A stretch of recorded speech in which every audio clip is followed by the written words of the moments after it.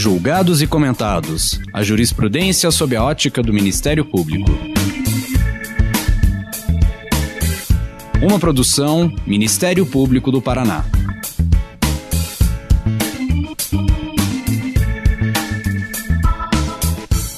Olá, estamos começando mais um episódio do Julgados e Comentados. Eu sou Eduardo Cambi e hoje abordaremos o tema da prova no processo penal. Para tanto, contamos com a participação de Rodrigo Chemin, procurador de Justiça do Ministério Público do Paraná e professor de Direito da Universidade Positivo. Nesse episódio, vamos conversar sobre a avaliação da prova no processo penal. Questões como o distanciamento do juiz no plano probatório, trabalhando apenas com o que as partes produzem, o controverso debate sobre a verdade real na produção probatória no processo penal e o eventual envolvimento do juiz no processo decisório, caracterizado como ativismo judicial, serão abordados neste episódio. Rodrigo, muito obrigado por aceitar o nosso convite, seja muito bem-vindo. E para começar, conte para aqueles que não o conhecem um pouco mais da sua trajetória profissional e acadêmica. Obrigado, Cambi, pela gentileza do convite. É um prazer participar mais uma vez aqui do podcast Julgados e Comentados. Eu quero te cumprimentar por essa iniciativa, né? É um podcast que já ganhou uma dimensão aí nacional, um sucesso, né? E para mim é uma razão de orgulho poder contribuir aqui com os debates em torno de temas importantes, como tem sido feito desde então. Minha trajetória acadêmica, eu comecei a dar aula lá na década de 90 ainda, né? 1994, por ali. E de lá para cá tenho lecionado na graduação, na pós-graduação, mestrado, doutorado, enfim. E atualmente eu ocupo uma cadeira de professor titular de Direito Processual Penal da Universidade Positivo, sendo também integrante do corpo de professores do programa de pós-graduação em Direito, né, no mestrado profissional em Direito na Universidade Positivo, desenvolvendo pesquisas na linha de desenvolvimento de tecnologia voltados para o processo penal. Então é essa a minha trajetória em rápidas linhas aí, né?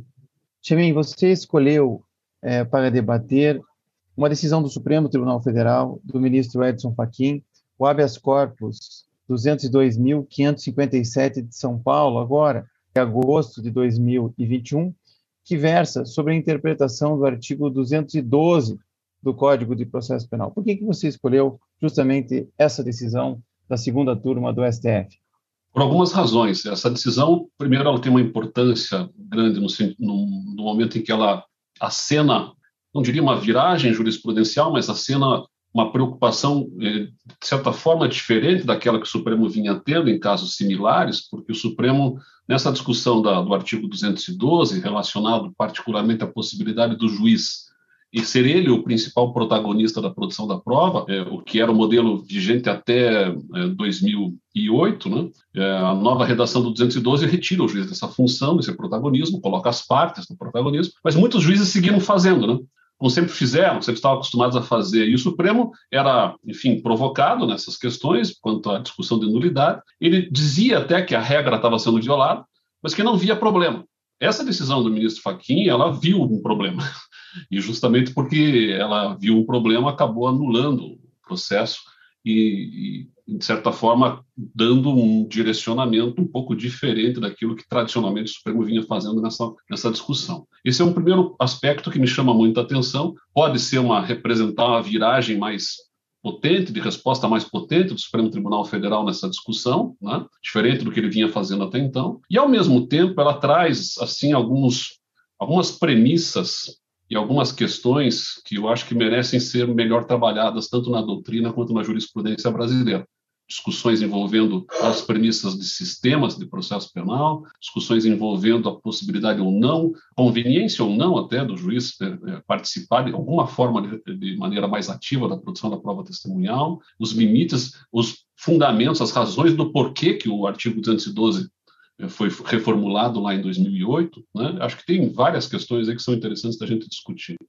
Vamos começar falando um pouquinho do sistema inquisitório, do sistema acusatório, que foi objeto do seu trabalho de doutorado, e daquilo que você vem falando e enfatizando nas últimas aulas que você tem dado sobre o assunto, que é sobre o paradigma filosófico do conhecimento, falando do paradigma do sujeito, do objeto e da linguagem. Como que esses dois temas se conversam?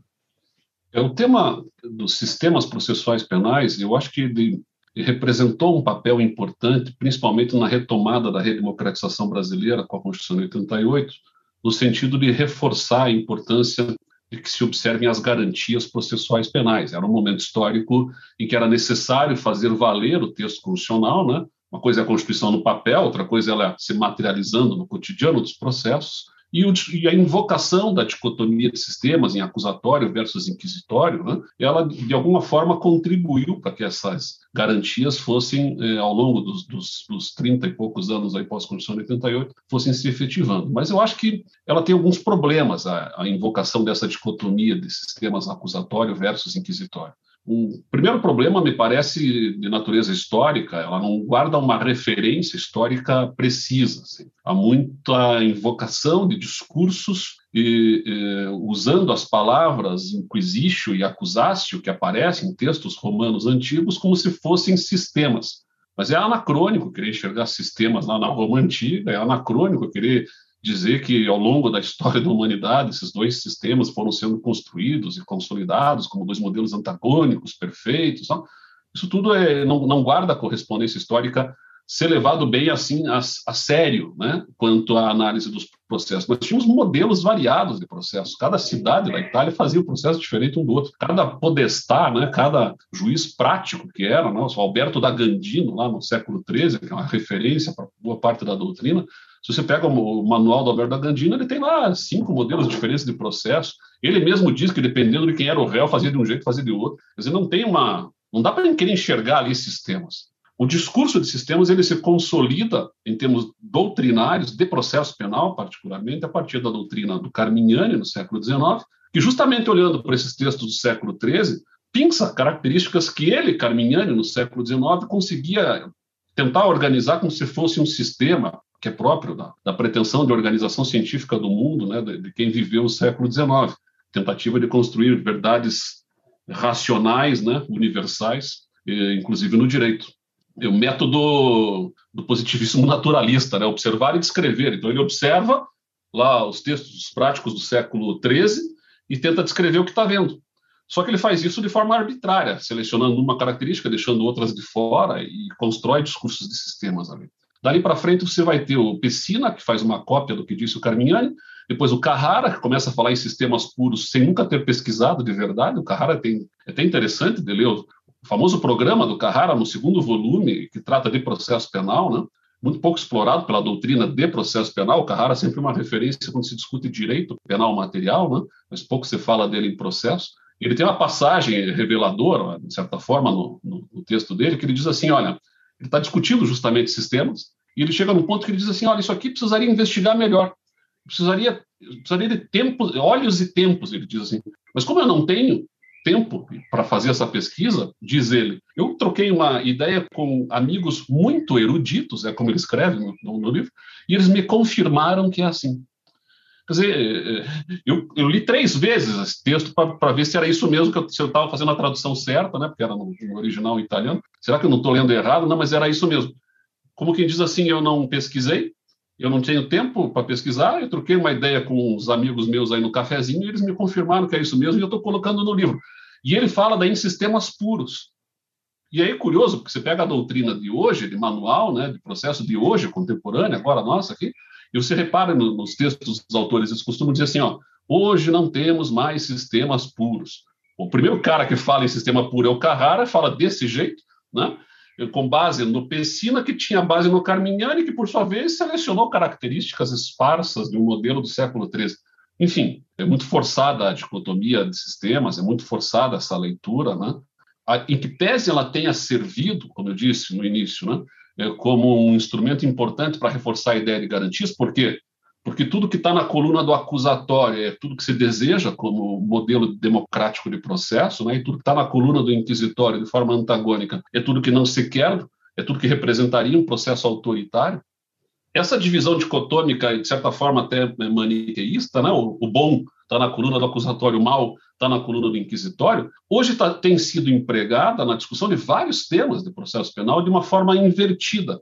Eu parto daquilo que eu quero ou não quero, por uma razão pessoal, muitas vezes, ou profissional, ou porque eu ganho mais dinheiro ou menos dinheiro a defender uma ou outra posição, e eu vou colando rótulos naqueles institutos que estão sendo desenvolvidos no processo penal a partir do que eu desejo.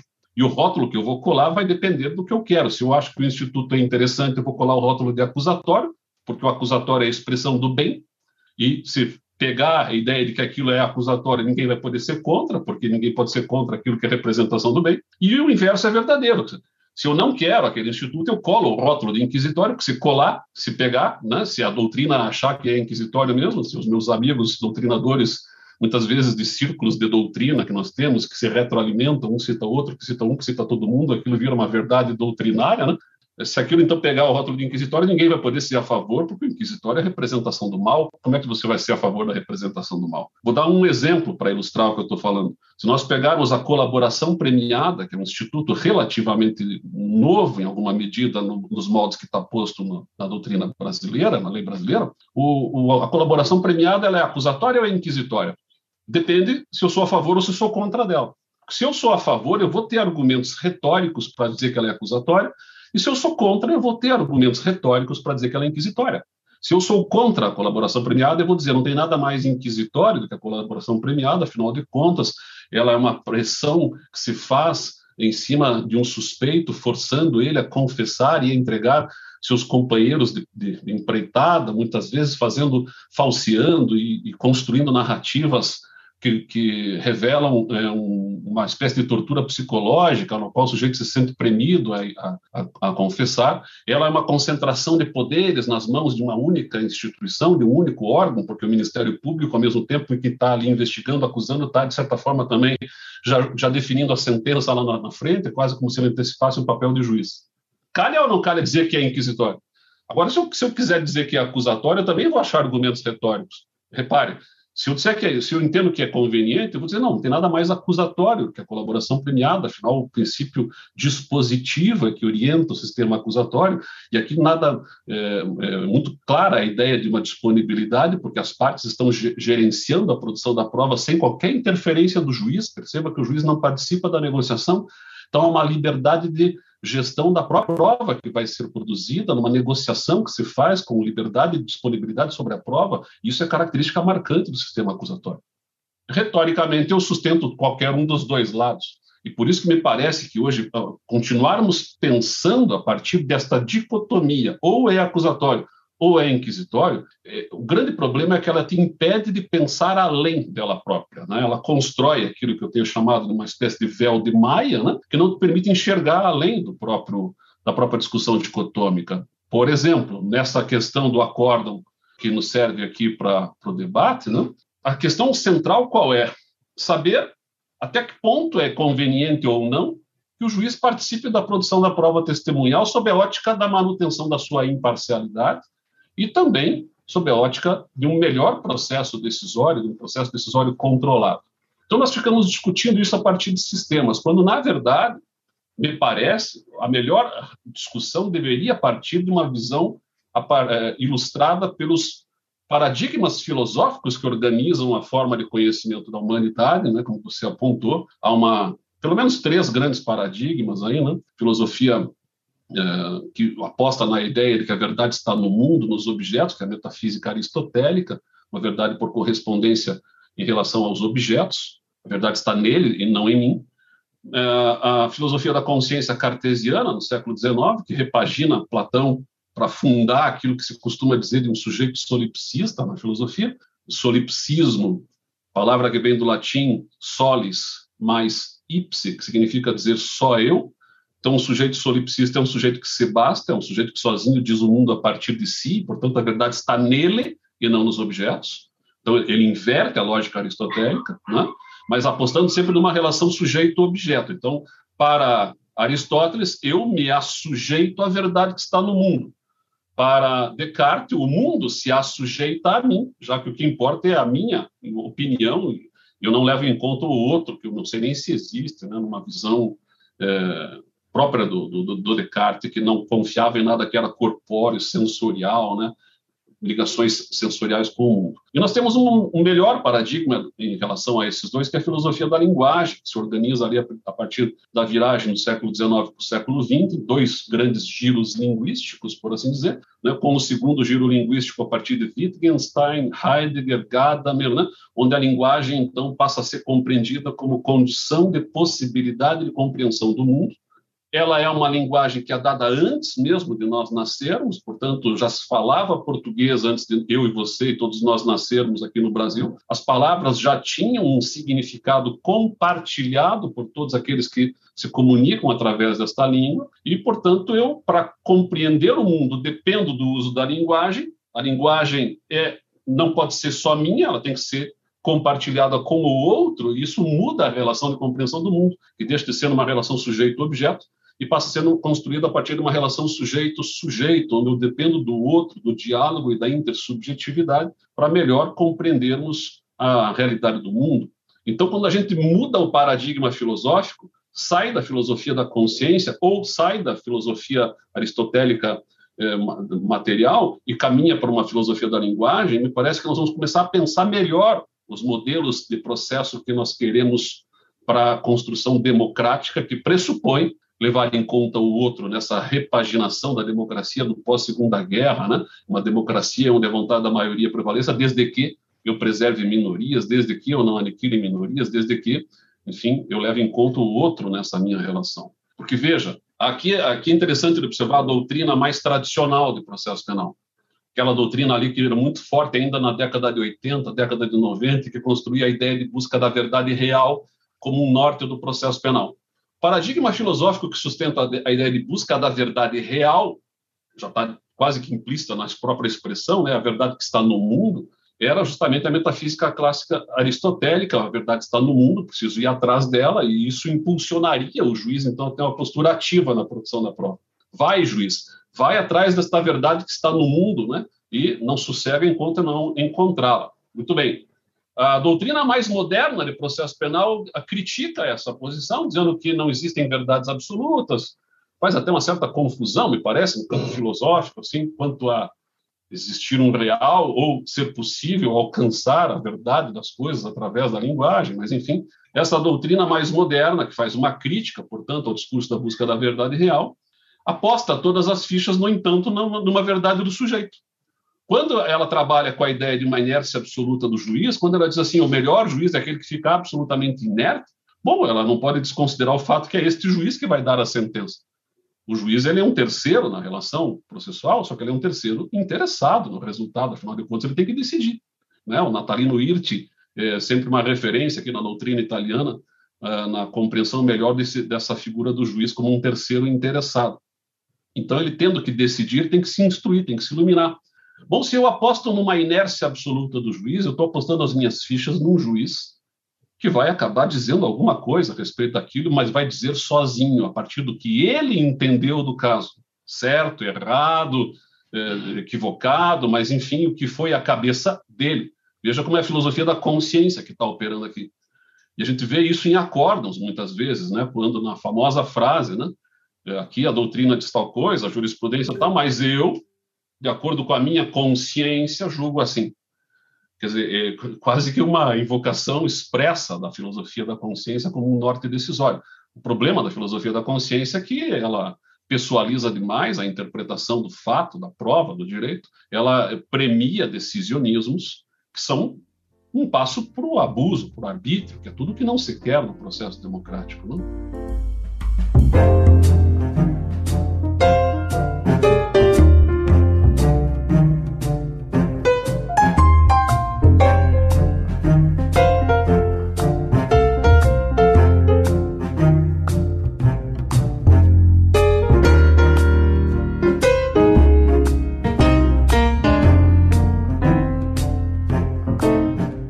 Interessante, Chamin, porque, vamos lá, a gente viveu um período de Idade Média com um processo inquisitório, com um modelo definido de julgador e de acusador.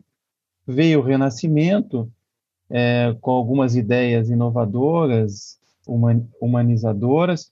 Não obstante, ali veio também absolutismo monárquico, veio juízes autoritários, para depois seguir às revoluções liberais com as garantias e chegarmos mais ou menos no nosso tempo com essas indefinições do verdadeiro papel do juiz, a ponto de se dizer, sob a luz do sistema acusatório, que o juiz deveria estar completamente inerte no plano probatório, ou seja, que o que vale é apenas a atividade das partes na produção da prova. Você concorda com essa visão? Ou isso também é uma forma de radicalização do próprio sistema acusatório? Tem várias coisas aí que poderiam ser ditas, né? Primeiro, o cuidado de não ser assim radical nem de um lado nem de outro numa discussão com a complexidade que envolve essa questão do melhor modelo do papel do juiz na produção da prova. Eu partiria a discussão, como eu estava dizendo, do paradigma filosófico para apostar as minhas fichas mais num juiz que dialogue. Porém, em que termos? Né? E aí é interessante de observar o fundamento doutrinário que boa parte da doutrina mais moderna utiliza quando vai invocar esta ideia de inércia absoluta. A referência teórica mais marcante é do Franco Cordeiro, no famoso livro Guida à Procedura Penale. O Cordeiro, numa passagem em que ele está analisando os diversos modelos históricos de processo que tivemos ao longo da história, né? Ele centra o seu olhar num modelo no qual o juiz concentrava, de fato, as funções de acusar e julgar na mesma pessoa, e não havia contraditório, não havia, enfim, ampla defesa, advogados, essas coisas. E diante desse cenário, o Cordeiro diz, olha, num modelo no qual um juiz está centrado todo o poder nele, sem a possibilidade de alguém fazer algum contraponto, a tendência deste juiz, porque ele é um ser humano, é que ele possa, eventualmente, construir o que o Cordeiro chama de quadros mentais paranoicos. Essa expressão é do Franco Cordeiro. Quadros mentais paranoicos, com isso o Cordeiro está querendo dizer, não que o juiz é paranoico, mas que ele constrói hipóteses mentais nas quais ele acredita de uma tal forma que não consegue mais enxergar a realidade que está à sua frente, ele não consegue mais enxergar o próprio fato que está sendo objeto da discussão. Ele constrói uma fantasia em torno do que possa ter acontecido e sai no mundo buscando elementos que visem confirmar essa sua hipótese mental.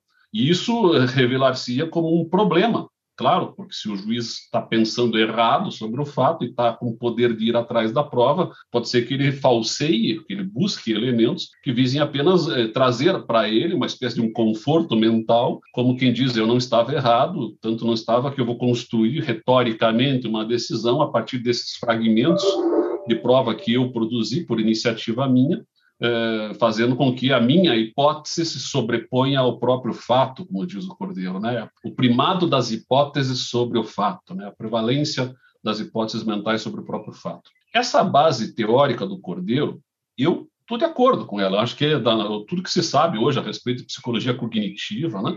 Tudo que se sabe a respeito de psicanálise, né? Permite dizer que é possível, não que seja corriqueiro, acho até que não é corriqueiro, mas é possível que um ser humano que esteja ali na posição de juiz construa hipóteses mentais e acredite nelas tão firmemente que elas se sobrepõem ao próprio fato. Se é possível isso, então vamos estabelecer mecanismos para tentar minimizar o problema que isso gera. A solução que a doutrina mais moderna dá é a inércia absoluta, né, como você bem apontou. A mim não me parece que seja uma melhor solução, por algumas razões. Primeiro, porque a inércia absoluta não neutraliza um possível quadro mental paranoico. Quer dizer, se eventualmente aquele juiz construiu uma hipótese mental na qual ele acredita tão firmemente em detrimento do próprio fato, não é a inércia absoluta que evita que esta hipótese apareça na sentença. Aqui eu recomendaria aos nossos ouvintes que lessem um livro da década de 80, que eu diria assim que é um clássico do processo penal brasileiro, do Nilo Bairros de Brum, chama-se Requisitos Retóricos da Sentença Penal.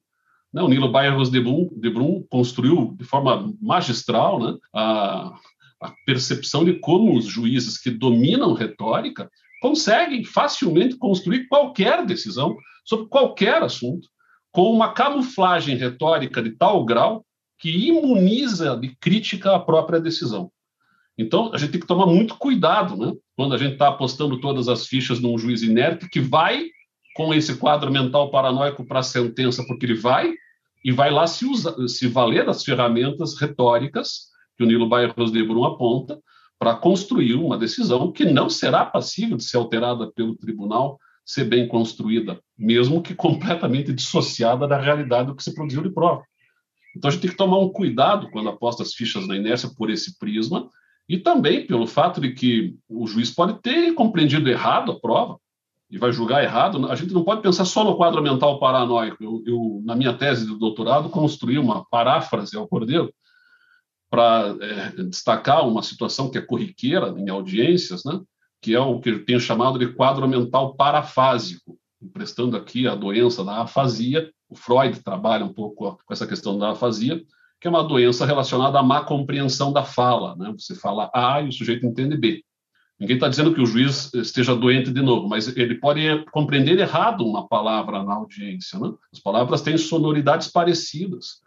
O próprio Wittgenstein apontou muito bem a ideia de que uma determinada palavra, num determinado contexto, pode mudar o seu significado. E nós temos muitos regionalismos, né? Enfim, eu me lembro como promotor de justiça em Telemaco Borba, por exemplo, ouvindo um casal com filhos que se compareceram no meu gabinete para tentar resolver um problema. O problema qual era? Eles apresentaram o casal de adolescentes dizendo que o casal tinha fugido. Bom, eu, nascido e criado em Curitiba, na minha cabeça, adolescentes que fogem são adolescentes que põem uma trouxa nas costas, revoltadas com o pai e com a mãe, com o controle dentro de casa, e saem para ganhar o mundo e se aventurar. Eu demorei para entender que para aquelas pessoas ali, aqui no interior do Paraná, fugir equivaleria a manter relação sexual. E eu só fui entender que significava isso porque, pela minha fala, que revelou que eu não tinha entendido, eles fizeram novas intervenções e fizeram ver a mim que eu estava equivocado na maneira como eu estava entendendo aquele diálogo. E perceba, e ficou muito claro para mim como o diálogo é importante, né? No esclarecimento, na iluminação, que é o que se quer de um juiz, né? Um juiz que entenda o que vai julgar. Bom, ele pode, inclusive, ter dúvidas. E aí, se você me permitir avançar só mais um minutinho para concluir o raciocínio, essas dúvidas, para essa doutrina que aposta na inércia absoluta, eles solucionam a dúvida pelo princípio do indúbio pro réu. Dizem, não, mas se o juiz estiver em dúvida, aí a solução se dá pela absolvição, porque indúbio pro réu. De novo, parece sedutora a solução, mas ela é muito simplista, muito reducionista da complexidade, e mais do que isso, aposta as fichas que o juiz, sempre em dúvida, vai absolver. A gente tem vários problemas em relação a isso, seja na origem histórica do indúbio pro réu, que tem uma origem mítica e matemática lá na Oresteia de Ésquilo, né, quando no julgamento de Orestes, a deusa Palas Atena convoca um colegiado, que é o Areópago, porque ela não se sentia confortável para julgar um sujeito que era o filho que matou a mãe. Orestes era acusado de ter matado a própria mãe. O resultado dá matematicamente 50% pela condenação, 50% pela absolvição. A deusa retoma a palavra e diz, bom, se deu empate, está absolvido Orestes. Aí se funda, filosófica e historicamente, né, a ideia do indúbio pro réu. Só que se funda a partir de um resultado matemático de 50%, solucionado por uma deusa, que como deusa não erra. Isso vai se repaginar ao longo da história da humanidade, vai ganhar um novo colorido no século XVII para o XVIII, na Inglaterra, principalmente, quando se vai construir a famosa parêmia inglesa de que se pode condenar alguém toda vez que se alcance um juízo de valor para além de uma dúvida razoável, né? Beyond a reasonable doubt. E se para além de uma dúvida razoável, ele é construído na exata medida em que os jurados ingleses, convocados para julgar os seus semelhantes, acabavam lendo na Bíblia, porque começaram a ler no texto de forma direta, sem a interferência e intermediação do padre, né? Começaram a ler lá em Mateus, por exemplo, não julgueis para não seres julgados, né? Assim como julgares o teu semelhante, serás julgado no final dos tempos. E esse jurado disse, olha, eu não quero, eu tenho medo de julgar o meu semelhante errado e ser julgado assim no final dos tempos. Então eu passo, pega outro. Enfim, a coisa já chegou num tal ponto que a igreja anglicana foi preciso que ela chamasse as pessoas e dissesse, não, pera um pouquinho, Deus quer que você julgue sim o seu semelhante, inclusive quer que você condene toda vez que se alcance na tua cabeça um juízo de valor para além de uma dúvida razoável. E aí se constrói esta premissa de raciocínio, esse standard probatório de permitir-se condenar alguém toda vez que se alcance na sua cabeça um juízo de valor para além de uma dúvida razoável. Porém, é uma premissa que comunica a possibilidade, inclusive, de eu condenar em dúvida, né? basta que não seja uma dúvida razoável. Então, apostar todas as fichas no juiz em dúvida, sendo um juiz que vai julgar pela absolvição, é desconsiderar que esse juiz hoje está inserido num outro contexto. Ele não é mais aquele jurado cristão temente a Deus do século XVII, que ele é um juiz inserido num mundo de valores fluidos, num mundo de cobrança. Ele é cobrado pelo CNJ em termos de produtividade, ele é cobrado pela corregedoria e por ele mesmo, no que diz respeito a promoções na carreira, que dependem de produtividade. Ele é cobrado em casa quanto à questão da criminalidade, ele é cobrado numa roda de amigos numa sexta-feira à tarde no bar, ele é cobrado no almoço de domingo. Ele é um sujeito que está inserido num mundo de violência e de cobranças. Portanto, ele é premido pelo tempo, ele é premido pelo volume de serviço, pela urgência, e o que a gente percebe, trago aqui para ilustrar a fácil percepção de como é arriscado apostar todas as fichas no juiz em dúvida, sendo alguém que vai caminhar para a absolvição, os casos de tráfico de drogas. Naquilo que eu já escrevi 3 artigos, até se alguém tiver curiosidade deve ter na internet, aí, onde eu chamo de fórmula matemática do tráfico, que é uma situação na qual virou quase que uma fórmula matemática condenar as pessoas por tráfico de drogas, bastando que eu tenha uma notícia anônima dando conta que fulano de tal é traficante. Essa notícia anônima é verificada por um policial militar que encontra o sujeito na rua caminhando, ele não está vendendo droga naquele momento, ele está caminhando, é encontrado no bolso da calça dele 2 buchas de maconha. Pronto, é o resultado para caracterizar como tráfico de drogas. E o sujeito diz o quê? Mas espera aí, eu sou usuário. Bom, você vai contar a tua história para o delegado. Chega na delegacia, ele é autuado em flagrante por tráfico ou é liberado como usuário? Ele é autuado em flagrante por tráfico. Por quê? Porque num falso silogismo, num entimema até, silogístico, se parte de uma premissa que não é verificável, que é a notícia anônima. Notícia anônima dando conta que o sujeito é traficante, né? Premissa maior. Premissa menor, localizei 2 buchas de maconha no bolso da calça dele. Conclusão, logo ele é traficante. Este é o silogismo encurtado, essa é a heurística do pensamento, né, que faz operar aquilo que na psicologia cognitiva se costuma dizer de sistema 1, né? É o processo decisório intuitivo, automatizado e refletido e inconsequente, que opera na cabeça dos juízes no cotidiano dos processos, daquele juiz que está há 10 anos numa vara criminal e que cai para ele, na mesa dele, 2, 3 casos iguaizinhos a esse que eu falei aqui todo dia. E ele parou de pensar, então. E ele vai fazer o quê quando cair na mesa dele? Porque o promotor vai denunciar também. Também com o processo decisório encurtado, o promotor denuncia e o juiz condena, e não raras vezes o tribunal mantém. Mas também não raras vezes o tribunal reforma, dizendo, espera um pouquinho, se parar para pensar 2 minutos aqui, não tem prova suficiente para dizer que ele é traficante. Ele até pode ser traficante, mas esse conjunto probatório não me dá um juízo de valor mínimo para além de uma dúvida razoável. No entanto, ele foi condenado.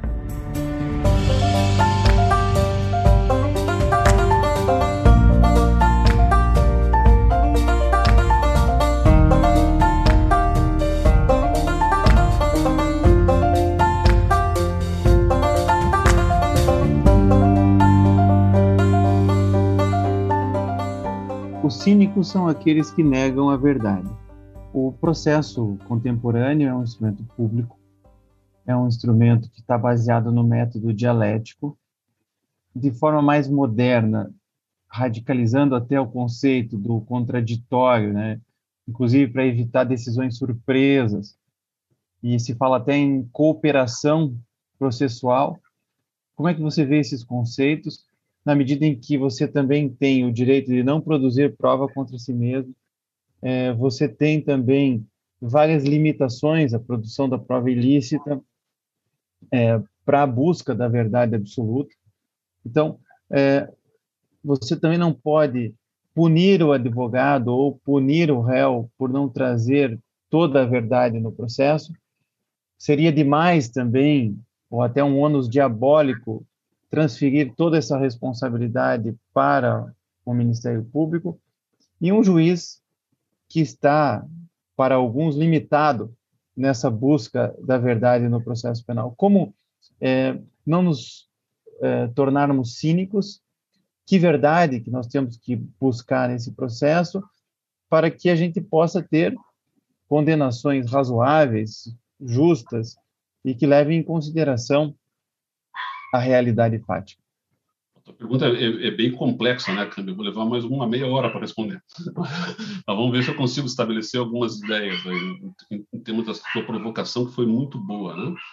É interessante de observar como o processo civil ele sempre caminha na frente nessas novidades de compreensões, de modelos de melhor processo de julgamento e tal, né? Então, o modelo cooperativo lá, que é uma construção do processo civil, claro que não vai poder ser empregado nos mesmos termos aqui no processo penal por conta de todas essas questões que você bem apontou, quer dizer, o princípio da não autoincriminação, eu não posso forçar o réu a produzir provas contra si, ele não pode ser obrigado a revelar provas que me incriminem, e a leitura tem que ser a partir da presunção de inocência. Então, é evidente que a realidade... Tem uma parte da doutrina que, inclusive, assegura o direito do réu mentir em juízo.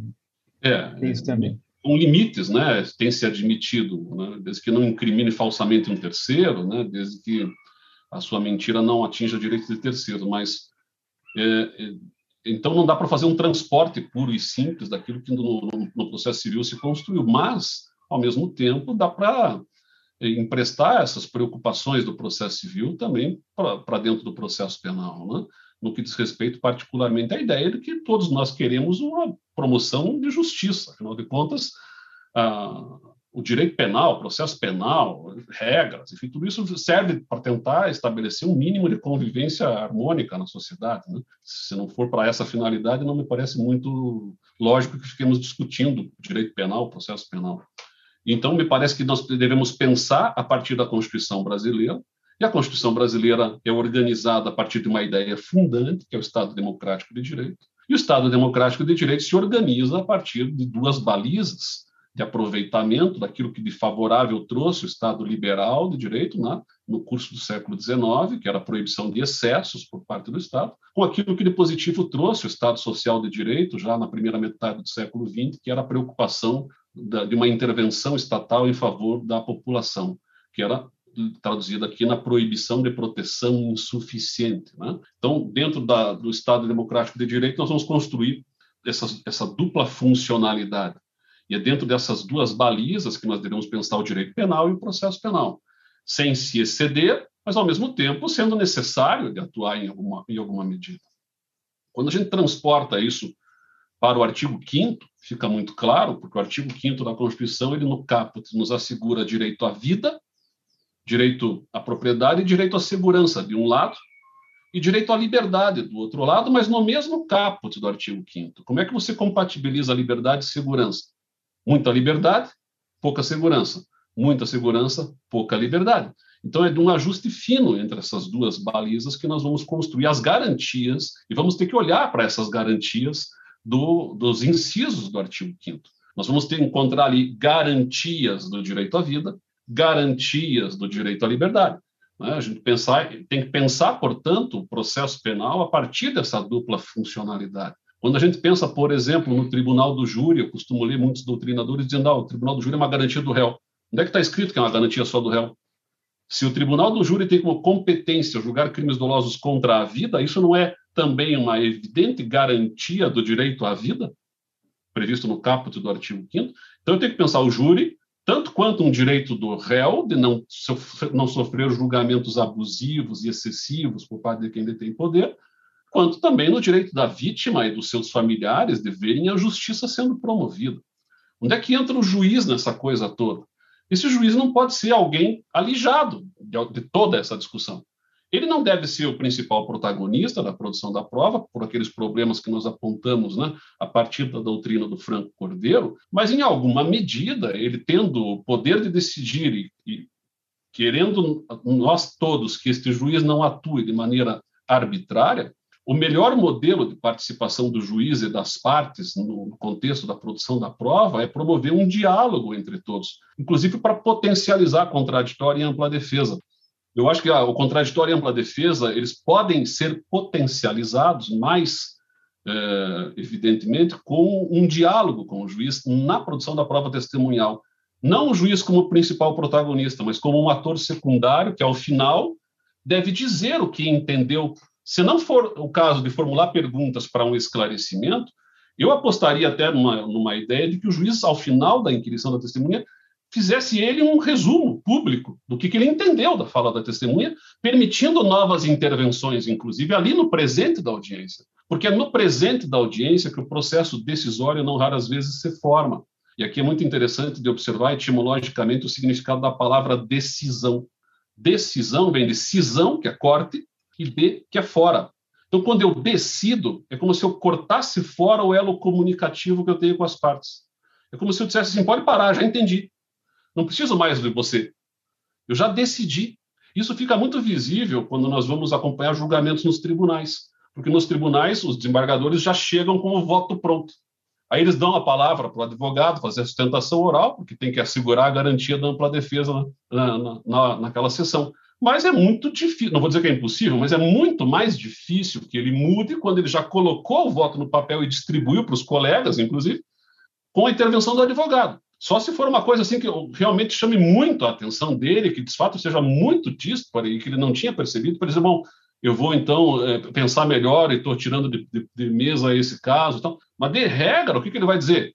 Bom, eu agradeço as palavras do advogado, muito importantes aqui, mas o meu voto já está pronto, já estava decidido. Né? No julgamento do mensalão, me lembro que tinha ministros que dormiram durante a fala dos advogados. Né? Lembra dessa cena? Não? Foi fotografado, filmado, tudo, né? Ministros dormiam, o advogado lá sustentando oralmente estava dormindo. Por que ele estava dormindo? Porque ele já sabia o que ele tinha decidido no caso. Ele só tinha que dar aquela formalizada, aí vão dar a formalizada aí na ampla defesa, mas deixa que eu já entendi tudo aqui. Então, eu estou me lembrando aqui de uma passagem do Carnelucci, muito claro, como é próprio do Carnelucci, né? Carnelucci, num determinado momento, ele diz assim, o que as partes devem fazer no contexto da produção da prova é atrasar o processo decisório do juiz. Atrasar o processo decisório do juiz significa dizer mantenha esse cara atento ao que está acontecendo. Bom, se eu apostar as minhas fichas todas na inércia, é muito mais difícil de saber se ele está atento ou não está atento ao que eu estou falando, né? Porque na inércia ele já não pode falar nunca, então ele não vai falar de qualquer jeito e eu não sei a qual foi o momento que ele tomou alguma decisão. Se ele necessariamente tiver que falar alguma coisa, pronto, aí abre-se finalmente um acesso ao que vai à cabeça do juiz. Porque a cabeça nossa é um sistema fechado, né? Ninguém sabe o que nós estamos pensando, a não ser a partir do momento que nós abrimos a boca e falamos alguma coisa. Enquanto o juiz está absolutamente inerte, as partes imaginam o que vai à cabeça do juiz. Mas para ter certeza do que vai de fato, só se ele abrir a boca e me disser, permitindo novas intervenções minhas, que talvez façam finalmente mudar aquela forma dele entender o caso. Então, se ele tinha construído aqueles chamados, aspas, quadros mentais paranoicos, de que fala o Cordeiro, ou aqueles aspas, de novo, no que eu parafraseei, quadros mentais parafásicos, que é uma má compreensão da fala, é através do diálogo e da intersubjetividade que, quem sabe, eu consiga promover no juiz, de novo, parafraseando o Cordeiro, um quadro mental metanoico, que é a mudança na forma dele entender o caso. Né? A metanoia, o Jung vai usar como uma referência àquilo que acontece em boa parte de nós, quando chegamos ali na faixa dos 45, 50 anos de idade, começamos a repensar os nossos valores da juventude, e não raras vezes o sujeito abandona tudo o que estava fazendo na vida e vai fazer outras coisas. Ele muda completamente o modo de compreender a sua razão de ser no mundo. Ninguém está querendo dizer que o juiz vai fazer isso tudo numa audiência, mas eu posso mudar o modo dele compreender o caso. E aí sim, neutralizar aquele possível quadro mental paranoico. É com o diálogo que nós vamos conseguir mudar, eventualmente, um quadro mental paranoico. Não é com silêncio e com a inércia.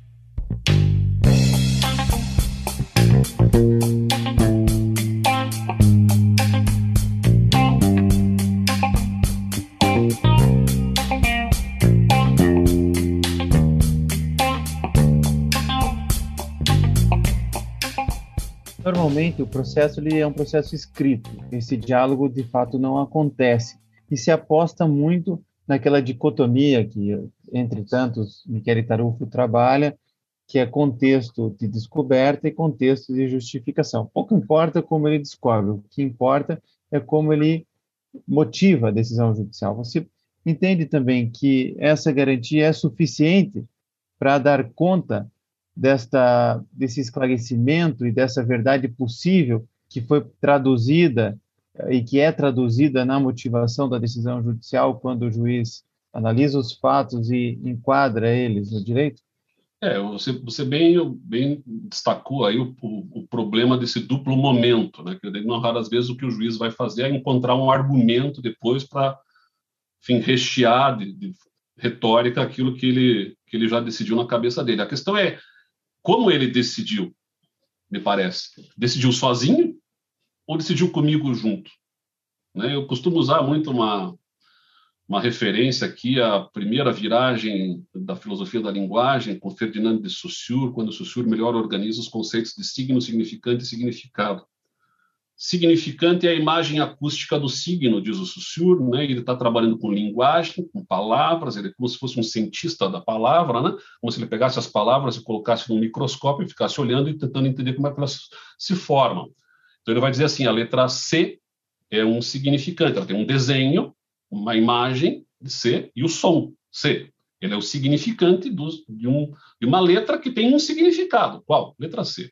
As palavras vão se formar a partir do momento que eu começo a colocar ao lado de um primeiro significante outros significantes, começando a formar o que ele chama de cadeia de significantes. Então, ao lado da letra C, eu coloco a letra A. Bom, aí eu já não tenho mais apenas a letra C, eu tenho a sílaba K, porque a letra A ressignifica o que eu tenho na minha frente. E assim eu vou formando. Coloco a letra S, mais um significante, eu tenho a sílaba CAS. E coloco a letra A e finalmente eu formo uma palavra e ela tem ela inteira um significante que significa o local em que as pessoas residem, casa. Muito bem, as palavras se formam assim, as frases se formam assim, e a depender de quais significantes eu vá colocando na cadeia de significantes, eu posso ressignificar o significado que eu extraio dessa cadeia de significantes. Né? Eu estou me lembrando aqui de um exemplo que o professor Jacinto costumava dar na sala, inspirado no Lacan, que em alguma medida, acho que o exemplo do Jacinto é melhor. Ele dizia assim, imagine uma mulher que vai na balada, numa casa noturna agora, depois do afrouxamento das regras da pandemia, e casa nova, está cheia a casa, e então ela está apurada para ir no banheiro, e ela pergunta onde é que fica o banheiro, e a Lady Murphy vai operar nesse momento, que ela fica do outro lado desta multidão aqui, né? Então, ela apurada para ir no banheiro, ela vai pedindo licença para chegar próximo ao banheiro, ela vai rezando para que não tenha ninguém na porta do banheiro, e como o santo dela é forte, quando ela chega nas portas dos dois banheiros lá, está vazio, não tem ninguém, e ela corre na primeira porta. E o que ela encontra na primeira porta, estampado numa letra enorme, assim, no meio da porta? A letra M, bem grande. A letra M, estampada numa porta de banheiro, ela é um significante. E qual é o significado dessa letra M? Eu não sei ainda completamente o significado dela. Por quê? Porque para ter certeza do que aquela letra M significa naquela porta de banheiro, eu tenho que correr na outra porta.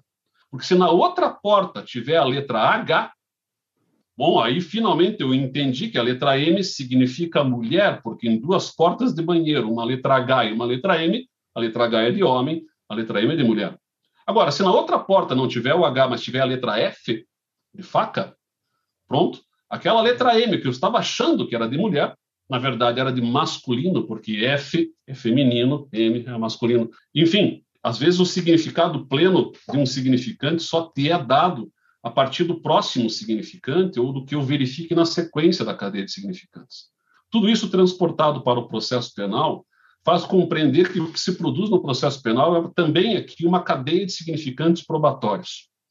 Eu trago a testemunha A e ela me diz uma coisa e eu entendo um determinado ponto.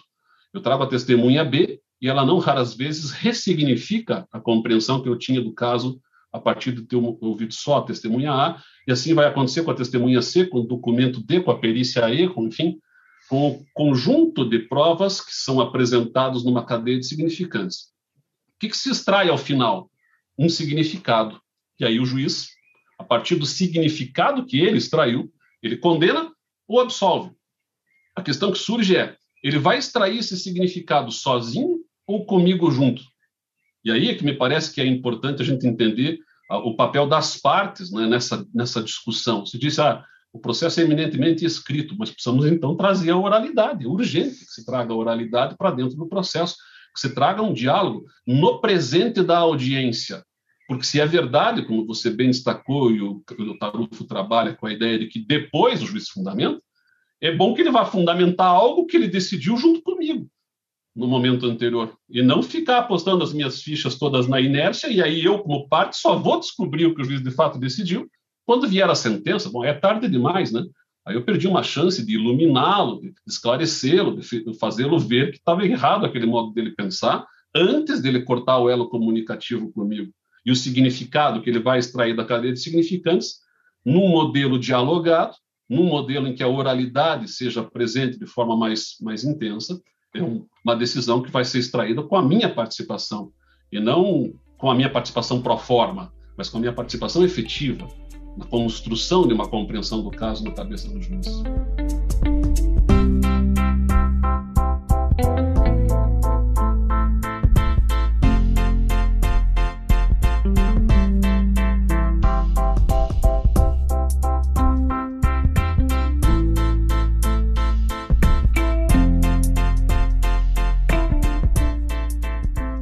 O tema é muito instigante. Eu gostaria de recomendar aos nossos ouvintes os textos e a tese de doutorado do Chemin, e especialmente, Chemin, te agradecer por estar compartilhando conosco esse teu pensamento, esses seus conhecimentos, que é fruto de muito estudo, muita dedicação ao processo penal. Muito obrigado. Eu que agradeço a oportunidade, Câmbio, foi uma alegria poder conversar com você aqui no podcast do Julgados e Comentados. Não se esqueça de curtir ou se inscrever em nossas redes sociais e assinar nosso podcast no aplicativo de sua preferência. Você também pode participar da elaboração dos Julgados e Comentados. Para sugerir um tema, encaminhar dúvidas ou comentários, envie para a gente no e-mail julgadosecomentado@mppr.mp.br ou pelas nossas redes sociais. Muito obrigado e até a próxima!